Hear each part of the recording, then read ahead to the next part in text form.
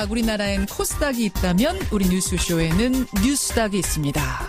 화요일에 찾아오는 코너 뉴스쇼 증권시장 뉴스닥. 오늘도 두 분 나오셨어요. 세밀정책연구소 허성무 소장님 어서 오십시오. 네, 안녕하세요. 지금 괜찮죠? 네, 좋네요. 우리 말 겹쳐나가고 있지 않죠? 괜찮습니다. 그리고 바른정당의 이준석 노원병 당협위원장 어서 오십시오. 예, 안녕하세요. 지난주에 자리를 비우셨는데 네. 대신 나오셨던 김연아 의원이 응원 문자 엄청 받고 가셨어요. 아, 좀 신선함을 좀 이렇게 느끼고 싶어하는 청취자들이 많은 건지. 근데 김연아 의원님 뭐 당적은 다르지만 바른정당에 같이 활동해 오셨기 때문에 저랑 생각하는 바가 거의 일치할걸요. 앞으로 자리 막 비우시면 안 돼요. 아, 예, 알겠습니다. 그래요. 이번 주 상한가, 하한가. 하한가부터 좀 살펴볼까요? 이번 주 하한가는 제가 이제 뒷얘기 듣기로는 굉장히 후보 경쟁이 치열했다고 들었습니다. 그렇습니다. 하한가 후보가. 허성무 소장님. 예, 치열한 경쟁 속에서 이현주 의원으로 선택을 했습니다. 이현주 의원 하한가. 이준석 위원장은 누구 하한가 골라오셨습니까? 저는 김동철 원내대표 골랐습니다. 국민의당 김동철 원내대표. 아이고. 지금 국민의당 상황이 진짜 안 좋긴 안 좋나 보네요. 예. 두 분이 나란히 하한가로 국민의당 의원들을. 우선 이준석 위원장님. 예. 국민의당이 다 우울한 가운데 왜 김동철 원내대표를 콕 집으셨습니까? 김동철 원내대표가 어제 좀 이야기를 하신 것 중에 국민 정서랑 좀 닿지 않는 부분이 있는 것 같습니다. 가장 대표적으로. 어떤 부분? 이번에 뭐 이런 제보 검증, 그러니까 결국 이준석 최고위원에 대한 영장 청구가 된 다음에 이런 어떤 제보자에 대한 검증을 강화하면은 앞으로 공익제보가 좀 위축되지 않을까 이런 취지의 발언하셨는데 그런 얘기를 어제 하셨어요. 예, 그러니까 이게 제보를 검증을 철저히 하면 공익제보가 줄어들다 위축된다? 그러니까 이 말을 약간 뒤집어서 말하면 공익제보를 활성화하기 위해서는 검증 안 된 것들을 막 던져야 된다는 얘기잖아요. 아니, 그러니까 이게 뒤집어 놓고 보면 좀 이상한 말이긴 한데 그래서 사실 이렇게 이야기할 수밖에 없는 것이 무엇이냐면 어쨌든 부실 검증이었던 건 사실이잖아요. 그렇죠. 그리고 이 부실 검증이라는 것을 어떻게 정당화하려면은 우리가 보통 이제 법적 절차에서 얘기하는 위법성 조각 사유라든지 뭐 이런 여러 가지 이야기를 해야 될 텐데 철저하게 공익을 위해서 이럴 수밖에 없었다라는 걸 이제 강조하다 보니까 강조하기 위해서 또 김동철 의원님 법대 출신 아니십니까? 또 이런 취지의 발언을 하신 것 같은데 제가 봤을 때는요. 기름을 부었습니다. 이 민심에. 네, 그러니까요. 그래서 지금 사실 이런 표현을 함으로 인해 가지고 앞으로 그러면은 뭐 어떤 허위 정보라도 약간의 어떤 공익성을 추구했다는 명분만 있으면은 정당화되는 것이냐라는 이야기를 들을 수 있기 때문에 왜냐하면 과거에 딱 작년으로 시간표를 돌려놓고 보면요 국민의당 같은 경우에는 그 당시 뭐 일부 의원들의 뭐 돈 관련해가지고 문제 생겼을 때, 홍보비 관련해서 문제 생겼을 때, 이런 거는 뭐 꼭 철저하게 해가지고 사실관계가 명확할 때 이런 걸 검찰이 수사 들어가고 해야 되는 것인데 왜 이렇게 정치적인 사건을 만들어버리냐고 비판을 했었고, 나중에 보니까 실제 무죄가 나긴 났죠. 그랬던 것처럼 어떤 좀 그럼 정확성을 추구했던 정당이었는데 지금 와서는 약간 좀 말이 엇갈리는 듯한 모습을 보이고 있습니다. 김동철 원내대표 하한가 동의하세요, 허 소장님? 예, 뭐 이런 식의 이제 자기 해명이나 변명을 흔히 우리가 아전인수식이라 그러죠. 제 눈에 물대기식으로. 그렇게 뭐 말씀하시는데 이제 그게 사실은 공감을 불러 이렇게 매우 어려운 말씀하고 계신데 그러게요. 근데 이제 이런 와중에 더불어민주당의 추미애 대표가 머리 자르기 발언부터 사실 머리 자르기 발언부터는 아니고 저희 프로그램에 나왔을 때 대선 공작 게이트다 여기서부터 시작해서 그다음에 다른 프로그램에서 머리 자르기 꼬리 자르기뿐 아니라 머리 자르기도 하고 있다 요 발언으로 이어지는 그렇죠. 뭐 일련의 발언들에 대해서 국민의당이 추들어가는 건 이제는 다 빼라 이러면서 어제 김동철 원내대표가요 미애라 그렇죠. 미애 대표라고 했다면 수를 붙이지 않겠다 빼겠다 그렇죠. 이 추미애 대표 발언에 대해서는 허 소장님은 어떻게 보세요? 저는 뭐 여러 가지 분석이 가능하다 보는데요. 첫째는 뭐 추미애 대표가 사적 감정이 좀 있을 수 있다.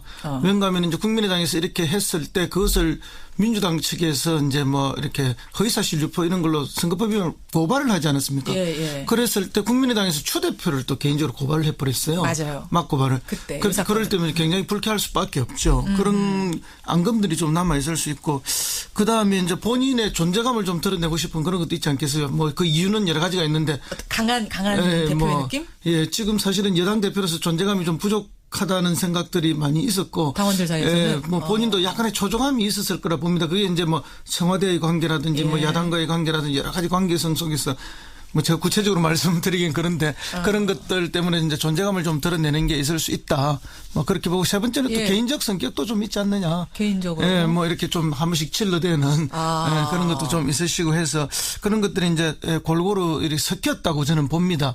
그럼에도 불구하고 이제 말씀 자체는 뭐 크게 틀린 말은 아니고 네. 또 당연히 할 수 있는 말이지만 이 시점에서 당 대표가 굳이 꼭 그런 말씀을 하셔야 되는가 하는 이제 이런 지적인데 그것은 협치의 문제 때문에 그런 거죠. 그러니까 할 수는 있는 발언이었다고는 본다. 예, 그렇죠. 그러나 이 시점에서 타이밍상 어떤 뭐랄까요? 대표가 꼭 해야 될 발언은 아니다. 대표가 해야 될 아니면 뭐 발언이었느냐. 다른 최고위원 한 명이 해준다든지 아니면 뭐 초선 의원 중에 조금 이렇게 나서기를 좋아하는 분들 이런 작전을 좀 짰어야 되는데. 그럼 저는 이 지점에서 궁금합니다. 이 상황을 청와대는 그러니까 문재인 대통령은 득이라고 볼까요? 아니면 잘 못했다고 볼까요? 청와대는 실이죠. 청와대는 뭐 물론 자기 아들의 문제고 자기가 후보일 때 받은 공격이긴 하지만 그거는 이미 이제 선거가 끝이 났고 청와대는 국정을 끌어가야 될. 아니 청와대가 하고 싶은 말 대신해줬다 뭐 이런 느낌은 아닐까? 저는 뭐 그건 전혀 아니라고 봅니다. 이런 이야기는 하면 할수록 청와대 쪽은 피하고 싶은 거지 오히려 뭐 이렇게 끄집어낼 건 아니다 봅니다. 저는 그런 고도의 정치적 계산을 하는 청와대와 다르게 이제 문재인 대통령의 지지자들 또는 그 범친노 같은 경우에는 이 발언을 좋아할 겁니다. 네, 그렇기 때문에 추미애 대표가 정치 경력이 있으신 분이고 많이 있으신 분이고 또 이런 상황 속에서 결국 노리는 것은 문재인 대통령이 갖고 있는 견고한 지지층 그것을 노린 것이 아니냐라는 분석이 좀 맞아 보이고요. 추미애 대표 아까 전에 허 소장님이 어떤 개인적인 또 목표도 있는 것 아닌가? 그건 하나의 목표 중에 하나죠. 왜냐하면 뭐 내년에 서울시장을 나간다든지 하는 자기 정치와 관련돼서 강한 그 이제 그 절대적 지지층들을 끌어당기기 위한 그런 역할 중에 하나죠. 저희가 잘 생각해 보면요, 박근혜 대통령의 콘크리트 지지층이라는 게 살아 있을 때 경우가 좀 다르긴 하지만은 소위 말하는 친박이라 하는 분들이 왜 저렇게 강성 발언을 쏟아낼까라는 의구심을 가진 적이 있었는데 결국에는 그 지지층을 정치적으로 승계하려는 목적이 좀 있었던 거거든요. 그러다 콘크리트 지지층. 그렇죠. 그러다 보니까 뭐 우리 잘 알고 있는 뭐 김태흠, 조원진, 이장우 이런 분들이 굉장히 센 발언들을 많이 하셨잖아요. 그리고 콘크리트층도 거기에 대해서 호응해주고 화답해줬고요. 그래서 삼선 의원 만들어주고 이렇게 하지 않았습니까? 그런 것처럼 추미애 대표도 지금 뭐 충분히 당 대표부터 안 해본 게 없잖아요. 그렇죠. 그럼 다음 단계 정치를 위해서는 지금까지 추미애 대표가 갖고 있던 어떤 대중성의 문제라든지 아니면 또 친노 세력 내에서의 지분 문제라든지 이런 것을 좀 해소하기 위해서 이런 좀 뭐랄까요, 의견이 강한 당 대표 역할을 좀 자처하는 것이 아닌가 이런 생각을 좀 하게 됩니다. 그러니까 그 발언이 잘했냐 못했냐는 차치하고 일단 그렇게 계속해서 밀고 나가는 이유는 뭘까에 대한 분석을. 그리고 저는 추미애 대표가 그 부분에 있어서 일정 부분 성공적이었다는 생각이 들어요. 그래요? 왜냐하면 지금 최근에 이제 그 대표가 되고 총선 치르고 대선 치르기 전까지 추미애 대표 이미지는 대한민국의 대부분 유권자에게 어떻게 각인돼 있었냐면은 삼보일배로 각인돼 있었어요. 예전에 그렇죠. 민주당 남아가지고 삼보일배 하던 모습으로 각인돼 있었는데 여전히 워낙 강했기 때문에 10년을 초월해서 그 다음에 이제 형성된 이미지가 뭐냐면은 문재인 대통령을 적극적으로 서포트하고 그리고 당을 총선의 승리로 이끌고 이런 이미지로 완전히 변환이 되었기 때문에 저는 지난 1년간의 이런 추미애 대표의 선택과 행보는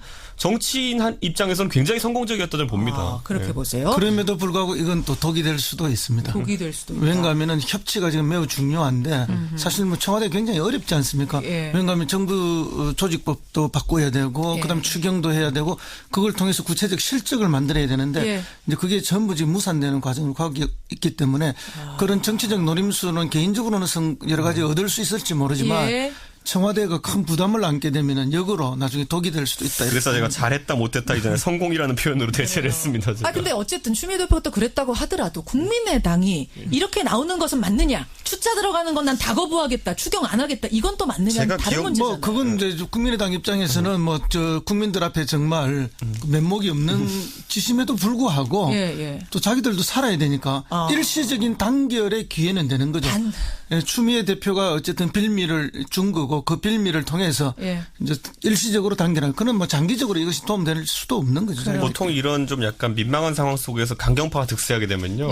나오는 가장 뭐 첫 번째 현상이 온건파가 빠져나오게 됩니다. 그런데 이게 지난번에 최순실 게이트 국면에서도 아니 이제 지금 바른정당을 형성하고 있는 사탕파들 같은 경우에는 결국 좀 겸손한 자세로 가자 국민들에게 네. 이런 입장이었고 좀 인정하자 탄핵도 하자 이런 입장이었는데 강경파가 득세하면서 분당되지 않았습니까? 그렇죠. 그런 것처럼 국민의당도 지금 보면은 예. 이 강경파가 득세하면서 또는 강경 노선이 득세하면서 탈당 행렬이 이제 일어나고 있어요. 그 전북도당 부위원장님도 탈당을 하셨다 그러고 예. 뭐 방송에 많이 나오시는 강현재 부대변인도 탈당을 했다 그러고 예, 그러니까 이게 잠깐만.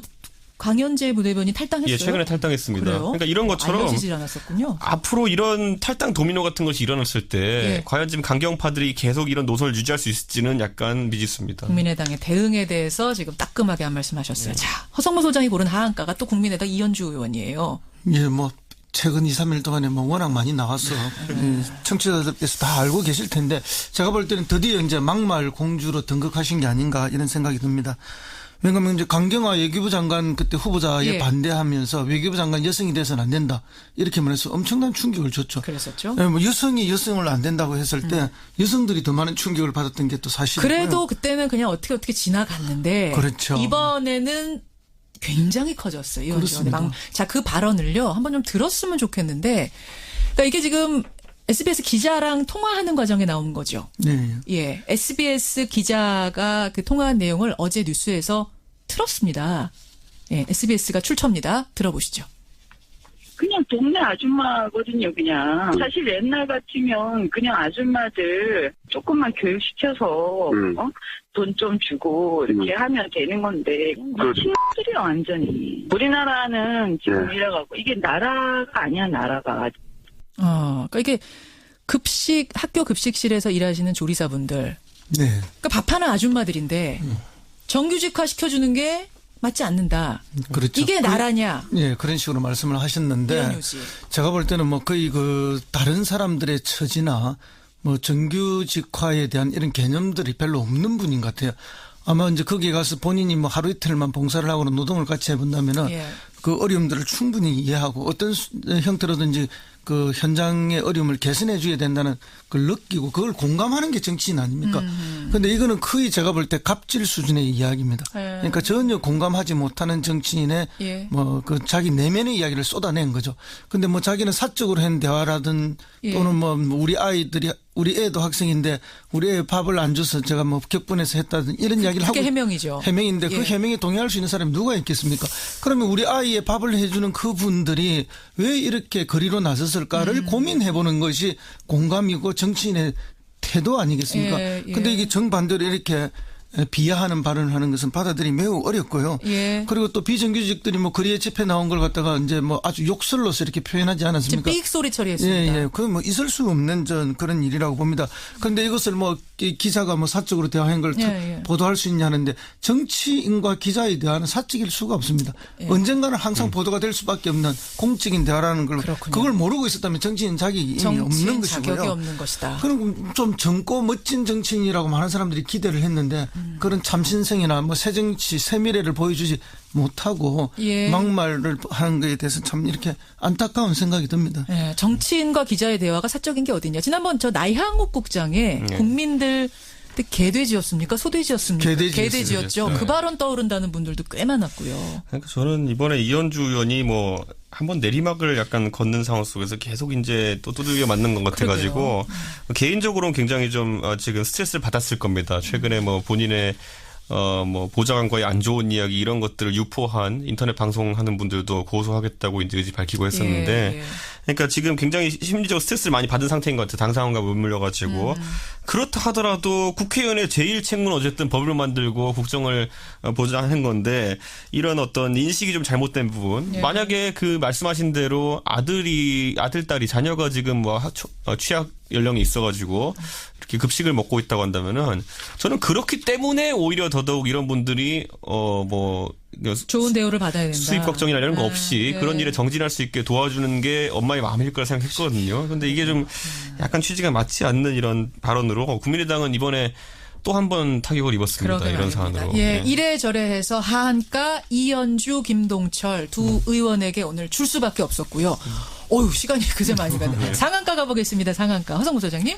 예, 저는 뭐 대통령 부인이신 김정숙 여사를 상한가로 김정숙 잡았습니다. 여사, 이준석 위원장, 저는 김동연 경제부총리입니다. 김동연 경제부총리. 아니 김정숙 여사 얘기부터 좀 해볼까요? 네네. 상한가를 주셨어요?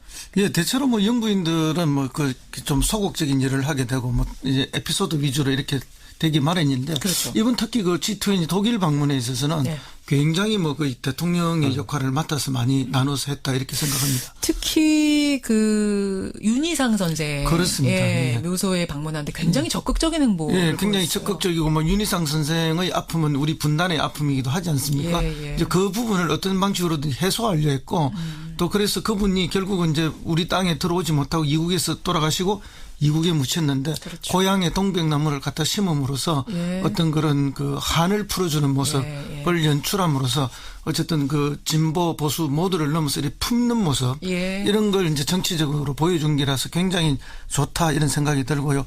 그다음에 이제 뭐 통곡의 홀도 같지 않았습니까? 그렇습니다. 남북 분단 상황에 있는 우리 아픔들을 또 거기를 통해서 예. 보여주는 그런 모습이라든지 그다음에 그 간담회 자리가 있었잖아요. 교포들하고. 독일 교포들하고. 예, 그때 이제 뭐 다 단체 대표들이 와서 건배사를 했는데 간호사 대표가 못했잖아요.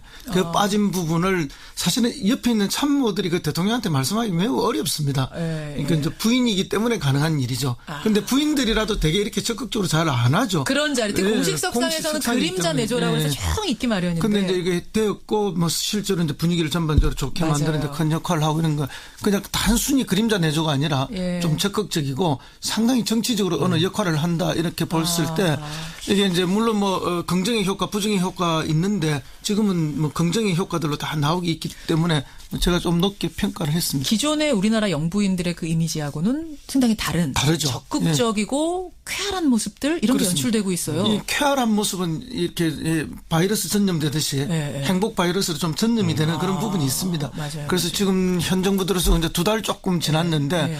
지금까지는 아주 긍정적인 모습으로 그러게요. 도움을 주고 있다 이렇게 봅니다. 상한가 그래서 주셨습니다. 이준석 위원장은 상한가로 아까 김동연 경제부총리를 고르셨는데 왜, 무슨 일 있습니까? 저는 이분이 어쨌든 관료 출신이고 그 전에 9년간의 보수 정권에서 이제 좀 요직을 맡으셨던 분이기 때문에 예. 이번에 이분의 발탁을 어쩌면 한 탕평 인사의 그런 아이콘처럼 띄운 것이 아니냐라는 생각이 있었어요. 그러니까 실질적인 권한과 어쨌든 업무 영역은 주어지지 않고 이런 것이 아닐까 싶었는데 예. 실제로 이번 G20에서 같이 대통령을 수행하면서 그 안에서 대통령이 뭐 이제 기자회견하고 질의응답할 때 옆에 같이 배석해가지고 적절한 타이밍에 코치를 해준다든지 이런 모습이 보였거든요. 가장 대표적인 게 그 재단에서 기자들과 앉아서 얘기하실 때 그 한미 관계에 대한 질문이 들어왔을 때 대통령이 잠깐 착각하셔가지고 한중 관계에 대한 답변을 이제 시작했는데 그때 김동연 부총리가 적절하게 들어가가지고 이 답변을 좀 무한하지 않게 잘 스무스하게 조절해냈는데 이걸 잠깐만 내가 끼어들면은 착각을 하신 건 아니고 그 한미 관계를 설명을 하려고 했는데 이제 앞에 방금 있었던 한중 정상회담이 있었기 때문에 그걸 좀 길게 설명하고 한미 관계를 대하려 했었는데 앞에 걸 너무 길게 설명하시다 보니까 마지막을 놓치신 거죠. 그러니까 한 10분 가까이 이렇게 설명하시면서 그런 장면이 있었는데 김동연 부총리가 사실 그 상황에서 고민할 수도 있어요. 가서 이거를 제어를 해야 되나 아니면은 이걸 어떻게 넘겨야 되나 하는 생각할 텐데 아주 적절하게 들어가가지고 표현해가지고 그 다음에 한미 관계에 대한 이야기를 바로 하셔가지고 저는 김동연 부총리에 대한 신뢰가 대단하구나. 그러니까 단순하게 그냥 공무원 오래 한 사람도 하나 앉혀야지 하고 앉힌 케이스가 아니다라는. 전 그럴 줄 알았어요. 왜냐하면 박근혜 정부 때 경제부총리로 처음 들어오신 분이 현우석 부총리인데 이분이 관료로서는 뛰어났을지 모르겠지만은 정치인들 사이에 껴있으니까 말 그대로 뭐 정가의 평가는 저분 거의 역할이 없는 거 아니냐라는 이야기를 했던 적이 있었거든요. 그래서 그것과 좀 다른 인상을 준다라는 생각이 들었습니다. 그런데 이제 시간이 지나면은 경제부총리 쪽으로 무게 중심이 쏠릴 수밖에 없다는 건 하나 있고 이제 그런 분석에 지금 방금 분석에 제가 동의는 하는데 이건 또 다른 측면에서 보면 문 대통령이 수평적 리더십 덕분입니다. 그래요? 대통령이 매우 권위적이면은 뭐 조금 그 취지의 발언이 잘못되더라도 참모들이 쉽게 그래 나가서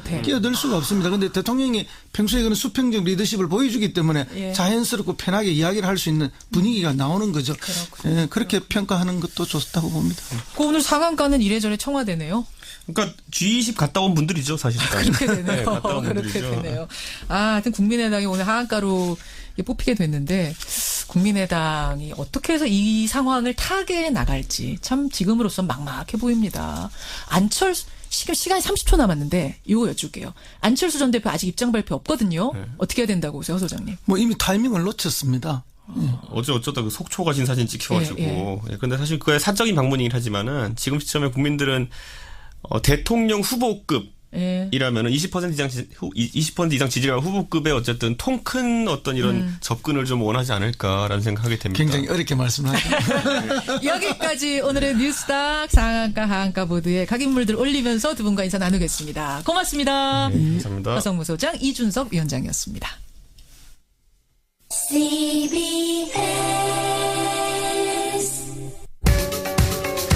오는 9월 12일부터 15일까지 생태관광 및 지속가능관광 국제 컨퍼런스가 아시아 최초로 안산에서 개최됩니다. 이 행사는 70개국 1000여 명의 전문가와 관광인들이 참가하여 지속가능한 관광과 도시 발전의 미래를 모색합니다. 국제회의 참가 신청과 생태관광 박람회 홍보부스 신청을 7월 31일까지 마감하니 지금 신청하시기 바랍니다. 자세한 사항은 생태관광 국제회의를 검색하시기 바랍니다. 이 캠페인은 숲의 안산시가 함께합니다.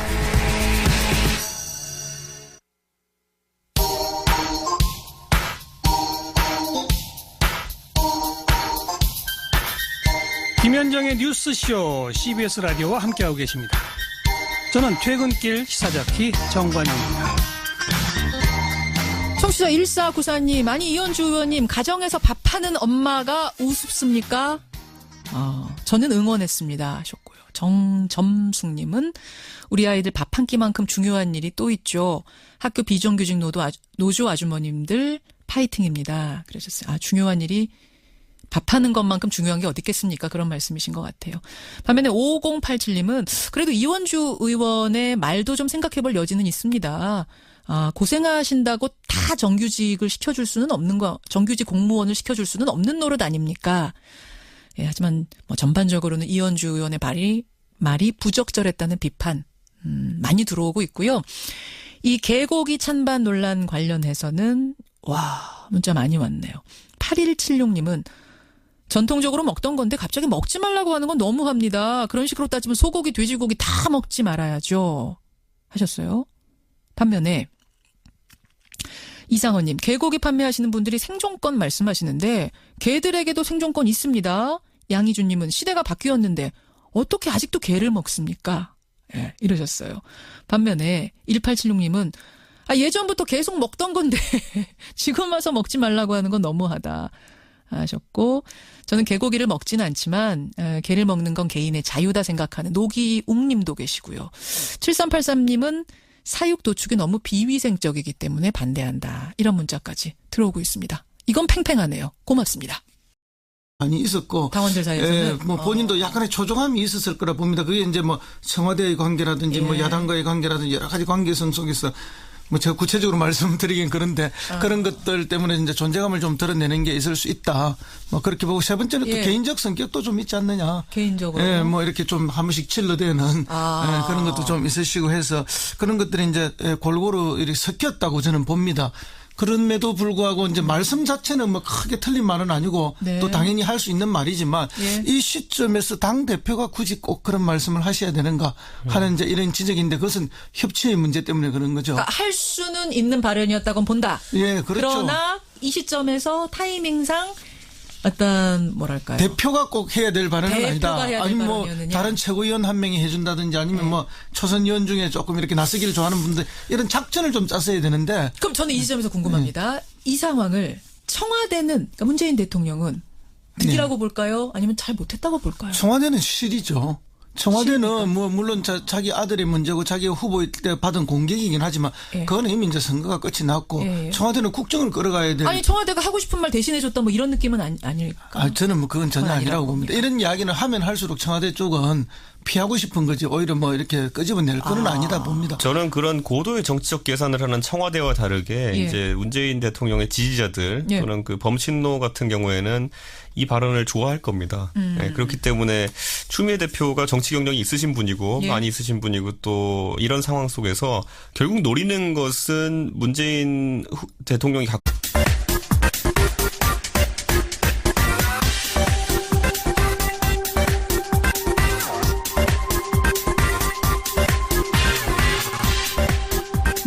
나스닥, 우리나라엔 코스닥이 있다면 우리 뉴스쇼에는 뉴스닥이 있습니다. 화요일에 찾아오는 코너 뉴스쇼 증권시장 뉴스닥. 오늘도 두 분 나오셨어요. 세밀정책연구소 허성무 소장님 어서 오십시오. 네, 안녕하세요. 지금 괜찮죠? 네, 좋네요. 우리말 겹쳐나가고 있지 않죠? 괜찮습니다. 그리고 바른정당의 이준석 노원병 당협위원장 어서 오십시오. 예, 안녕하세요. 지난주에 자리를 비우셨는데 예. 대신 나오셨던 김연아 의원이 예. 응원 문자 엄청 받고 가셨어요. 좀 신선함을 좀 이렇게 느끼고 싶어하는 청취자들이 많은 건지. 근데 김연아 의원님 뭐 당적은 다르지만 바른정당에 같이 활동해 오셨기 때문에 저랑 생각하는 바가 거의 일치할걸요. 앞으로 자리 막 비우시면 안 됩니다. 예, 알겠습니다. 그래요. 이번 주 상한가, 하한가. 하한가부터 좀 살펴볼까요?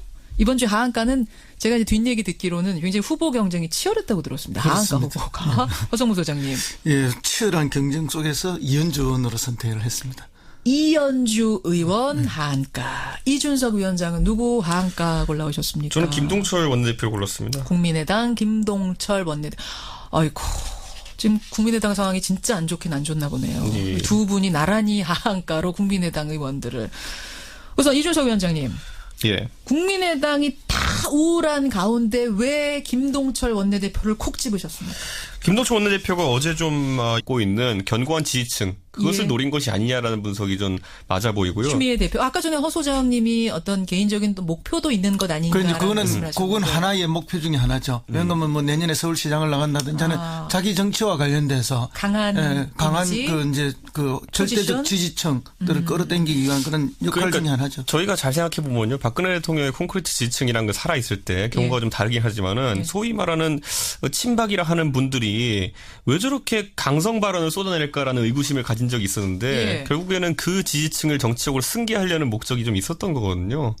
그러다 콘크리트 지지층. 그렇죠. 그러다 보니까 뭐 우리 잘 알고 있는 뭐 김태흠, 조원진, 이장우 이런 분들이 굉장히 센 발언들을 많이 하셨잖아요. 그리고 콘크리트층도 거기에 대해서 호응해주고 화답해줬고요. 그래서 삼선 의원 만들어주고 이렇게 하지 않았습니까? 그런 것처럼 추미애 대표도 지금 뭐 충분히 당 대표부터 안 해본 게 없잖아요. 그렇죠. 그럼 다음 단계 정치를 위해서는 지금까지 추미애 대표가 갖고 있던 어떤 대중성의 문제라든지 아니면 또 친노 세력 내에서의 지분 문제라든지 이런 것을 좀 해소하기 위해서 이런 좀 뭐랄까요, 의견이 강한 당 대표 역할을 좀 자처하는 것이 아닌가 이런 생각을 좀 하게 됩니다. 그러니까 그 발언이 잘했냐 못했냐는 차치하고 일단 그렇게 계속해서 밀고 나가는 이유는 뭘까에 대한 분석을. 그리고 저는 추미애 대표가 그 부분에 있어서 일정 부분 성공적이었다는 생각을 들어요. 그래요? 왜냐하면 지금 최근에 이제 그 대표가 되고 총선 치르고 대선 치르기 전까지 추미애 대표 이미지는 대한민국의 대부분 유권자에게 어떻게 각인돼 있었냐면은 삼보일배로 각인돼 있었어요. 예전에 그렇죠. 민주당 남아가지고 삼보일배 하던 모습으로 각인돼 있었는데 여전히 워낙 강했기 때문에 그때. 10년을 초월해서 그 다음에 이제 형성된 이미지가 뭐냐면은 문재인 대통령 이야기를 하신 것 중에 국민 정서랑 좀 닿지 않는 부분이 있는 것 같습니다. 가장 대표적으로 어떤 부분? 이번에 뭐 이런 제보 검증, 그러니까 결국 이준석 최고위원에 대한 영장 청구가 된 다음에 이런 어떤 제보자에 대한 검증을 강화하면은. 앞으로 공익제보가 좀 위축되지 않을까 이런 취지의 발언하셨는데 그런 얘기를 어제 하셨어요. 그러니까 이게 제보를 검증을 철저히 하면 공익제보가 줄어들다 위축된다?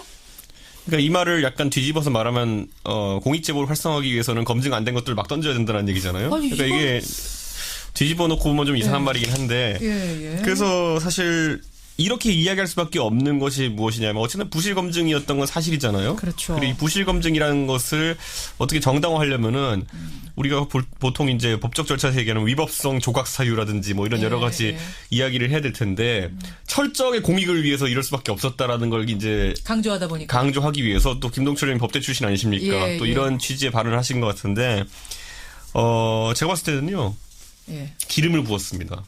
이 민심에. 그러니까요.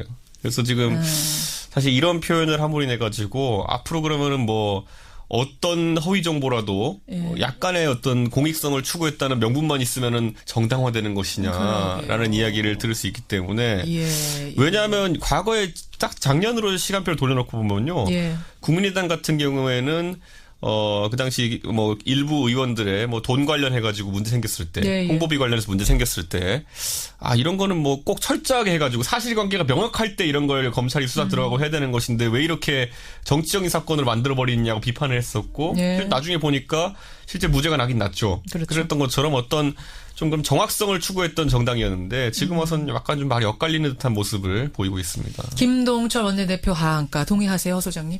예, 뭐 이런 식의 이제 자기 해명이나 변명을 흔히 우리가 아전인수식이라 그러죠.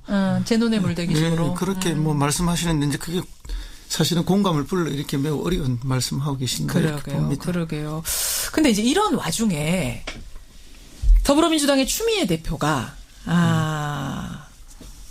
머리 자르기 발언부터, 사실 머리 자르기 발언부터는 아니고 저희 프로그램에 나왔을 때 대선 공작 게이트다. 여기서부터 시작해서 그다음에 다른 프로그램에서 머리 자르기, 꼬리 자르기뿐 아니라 머리 자르기도 하고 있다. 요 발언으로 이어지는 그렇죠. 뭐 일련의 발언들에 대해서 국민의당이 추들어가는 건 이제는 다 빼라.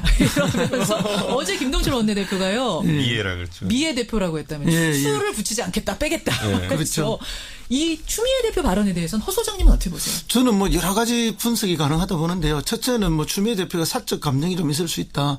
왜냐하면 이제 국민의당에서 이렇게 했을 때 그것을 민주당 측에서 이제 뭐 이렇게 허위사실 유포 이런 걸로 선거법위원회를 고발을 하지 않았습니까? 예. 그랬을 때 국민의당에서 추 대표를 또 개인적으로 고발을 해버렸어요. 맞아요. 맞고발을. 그때 그럴 때면 굉장히 불쾌할 수밖에 없죠. 그런 앙금들이 좀 남아 있을 수 있고, 그 다음에 이제 본인의 존재감을 좀 드러내고 싶은 그런 것도 있지 않겠어요. 뭐 그 이유는 여러 가지가 있는데 강한 대표의 느낌? 예, 지금 사실은 여당 대표로서 존재감이 좀 부족하다는 생각들이